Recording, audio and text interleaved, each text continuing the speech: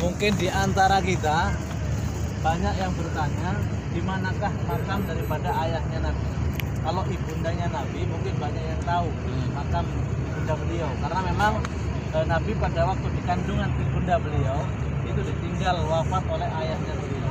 Yang mana ayahnya Nabi pada waktu itu beliau berangkat ke Syam sana untuk berdagang. Kemudian pulang dari Syam, beliau merasa agak sakit, mampir istirahat di Yasrib atau di Madinah sini, karena banyak keluarga daripada ibunya beliau yang memang tinggal di Madinah sini.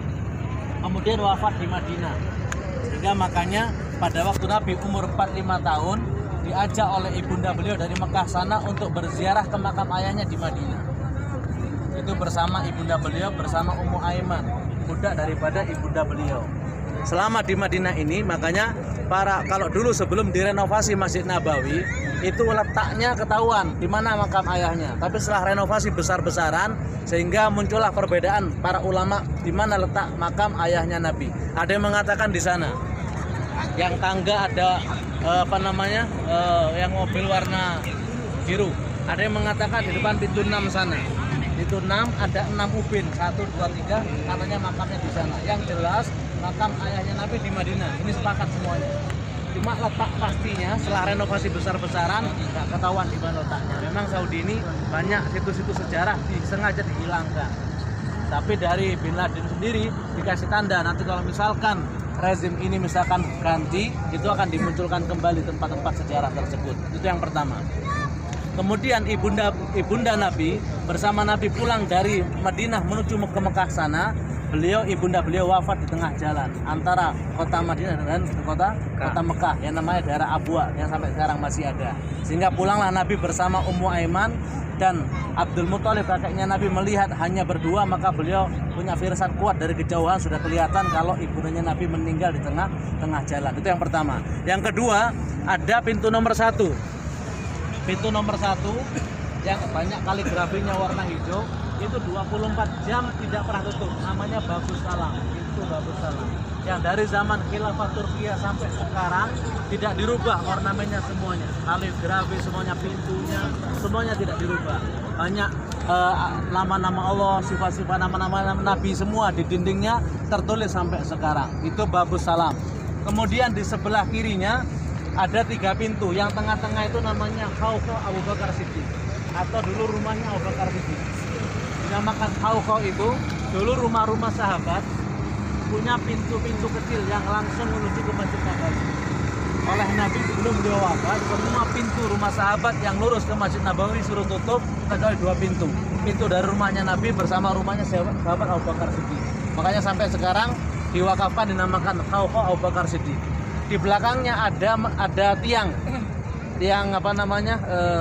payung kayak gini, itu rumahnya Sayyidina Umar bin Khattab. Di sana rumahnya. Nah, kemudian dulu di sini yang depan sini ini semuanya rumah sahabat atau rumah-rumah. Kalau 100 tahun yang lalu itu banyak rumah-rumah masih Nabi dikelilingi dengan rumah-rumah. Di antaranya ada 2 orang Spanyol, dia mengaku orang Maroko, masuk ke sini seakan-akan orang baik. Dia setiap hari sedekah gandum dan yang lainnya, dan setiap subuh ziarah ke Baqi. Dia tujuannya apa? Dia sewa tempat di dekat sini ingin menculik jasadnya Nabi. Jadi dia ada seorang khalifah yang di Utsmani sana, Syarif Abdullah siapa namanya. Beliau mimpi Nabi. Dalam mimpinya Nabi mengatakan hati-hati dengan 2 orang ini, 2 orang. Sampai 3 kali, sehingga beliau bertanya musyawarah dengan penasehatnya, para ulamanya. Sehingga ulama mengatakan, ayo kita berangkat ke Madinah, pasti ada apa-apa di Madinah. Berangkatlah khalifah ke Madinah. Tapi bagaimana bisa mengenali 2 orang ini? Kata penasehatnya, kamu kumpulkan semua orang Madinah, khalifah akan bagi-bagi hadiah. Sehingga betul semua berkumpul, dikasih hadiah masing-masing, tapi tidak ketemu 2 orang ini. Sehingga dia tanya, apa kalian sudah kumpul semua? Dikatakan kami sudah kumpul semua, tapi ada 2 orang pendatang. Dia dari Maroko. Dan setiap pagi dia di Baqi sana. Dia orang baik, orang ahli sedekah. Setiap hari sedekah gandum dan beras dan lainnya kepada penduduk ahli Madinah. Panggil dia katanya. Pada waktu dipanggil betul orang ini seperti persisnya dalam mimpinya. Sehingga datangi di rumahnya, bertamu. Dalam rumahnya ada bongkahan kayu. Suruh buka bongkahan kayu tersebut. Dia sudah bikin terowongan, sudah separuh mau ke makamnya Nabi SAW. Tanah yang dia ambil tersebut dimasukkan ke karung sisanya gandum dibuang ke Baqi sana. Makanya kalau kita ke Baqi sana banyak Baqi yang lama itu atau Baqi yang Qadim itu yang menggunduk tanahnya. Itu banyak diantara dibuang ke pemakaman Baqi sana. Sehingga sama khalifah tadi makamnya Nabi itu dikasih baja segi 4. Jadi kalau kita ngintip dari luar itu ada bangunan lagi dalamnya. Jadi bukan langsung makam, malah disebutkan dalam kitab karangan Syekh Al-Barzanji itu makamnya Nabi itu turun ke bawah dulu, tidak langsung, tidak lurus. Nanti kalau kita akan ke makam sana. Jadi sama khalifah dikasih baja sampai sekarang orang mungkin bisa masuk dari pintu yang luar, tapi yang dalamnya sangat jarang sekali, sangat susah sekali. Siapapun dia. Jadi tidak diperkenan masuk. Jadi yang dalamnya itu kalau kita lihat banyak debu-debu dan yang lainnya.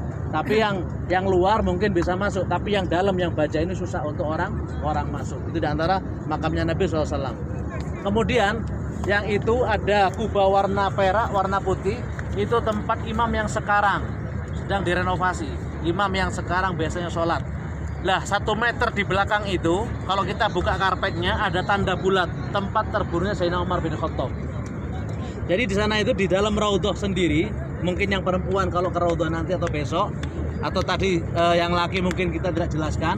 Di sana itu di dalam raudhah ada mihrabnya Nabi, tempat imamnya Nabi. Baru mimbar. Di belakangnya ada kayak tingkat, ya, ada tingkat. Itu tempat muadzin, tempat adzan. Termasuk dulu sahabat Bilal semua adzan di sana. Yang sampai sekarang orang-orang adzan di sana. Kemudian setelah mimbar di sebelah kanannya ada mihrabnya Sayyidina Utsman. Terletak di dalam Masjid Qadim, masjid yang lama. Batasnya mana masjid yang lama? Itu di antara seperti ujung seperti ini ada warna tanda hijau. Namanya Haddul Masjid Nabawi. Batas Masjid Nabawi yang lama. Itu mihrab Sayyidina Utsman masuk. Lah mihrabnya Sayyidina Umar lebih maju 1 meter. Beliau dibunuh pada waktu menjadi sholat imam. Menjadi imam sholat subuh. Dibunuh oleh makmumnya sendiri. Makanya kalau dibuka karpetnya ada tanda tempat terbunuhnya Sayyidina Umar bin Khattab. Dan keluar masuknya jenazah itu yang ada mobil pas depannya pintu, nanti kita ke sana, itu tempat keluar masuknya jenazah yang kita sholatkan. Dari sana baru dibawa kaum muslimin. Dan sekarang kita insya Allah kita bersama-sama ziarah ke muwajahah. Namanya muwajahah itu setiap orang yang meninggal wajahnya dihadapkan ke kiblat. Nah di sana di kubah hijau itu ada 3 makam. Yang pertama baginda Nabi, kemudian di sebelah kanannya sekitar agak ke pundaknya Sayyidina Abu Bakar Siddiq, belakangnya lagi Sayyidina Umar bin Khattab. Nanti kita insyaallah bersama-sama berziarah ke wajah. Kita hadapkan wajah kita kepada wajahnya Nabi SAW. Mungkin ada sedikit yang sampai sekarang diabadikan, ya. Ada orang Arabi, orang Arab pegunungan. Dia datang berziarah, tapi ziarahnya langka, tidak sama dengan orang pada umumnya. Nah, tidak jauh dari orang tersebut ada ulama Madinah namanya Imam Utbi, yang sampai sekarang kalimat-kalimatnya orang Arab tadi itu diabadikan di dinding makamnya Nabi. Bagaimana ziarah dia? Dia datang berziarah ke makam Nabi. Nanti kita tirukan. Dia mengatakan, ya Rasulullah, Allah berfirman dalam Al-Quran yang berbunyi, walau annahum idzalamu anfusahum ja'uka fastaghfirullah wastaghfir lahum rasulullah wajadallahu tawwabur rahim. Wahai Rasulullah, wahai Nabi, seandainya manusia berbuat dosa, berbuat zalim kepada dirinya, lalu datang kepadamu minta ampun kepada Allah, dan engkau mintakan ampun dia kepada Allah, sungguh akan mendapatkan ampunan dari Allah Subhanahu wa taala. Saksikan wahai Nabi, aku sekarang datang kepadamu, aku berziarah kepadamu, mintakan aku ampun kepada Allah Subhanahu wa taala. Nanti kita hadirkan seperti itu. Lalu orang Arab tadi itu dia melantunkan 4 bait syair yang sampai sekarang diabadikan di dinding makamnya Nabi. Di antara yang berbunyi, ya khairaman dufinat bil qa'i a'dhamuhu fataba min tibihin alqawal kamu, dan seterusnya. Ulama tadi yang di sampingnya melihat gerak-gerik ini sangat aneh, dia hafalkan, dia perhatikan. Lalu orang Arab tadi pergi. Tidak lama kemudian ulama tadi itu mimpi, ketiduran di raudhah, dia mimpi Nabi. Bagaimana mimpinya? Ya Utbi, kejar orang Arab tadi dan kabari kepada dia bahwasanya Allah telah mengampuni dosanya. Kata para ulama, berkat orang ini ziarah langsung dapat 2 kemuliaan. Yang pertama bisa mimpi Nabi, yang kedua dosanya semua diampuni oleh Allah Subhanahu wa taala. Nanti kita bersama-sama ziarah dipimpin oleh Habib Umar. Insyaallah nanti kita berziarah ke Muwajahah. Lalu kita teruskan ke Baqi, baru kita persiapan salat maghrib. Mari bismillah.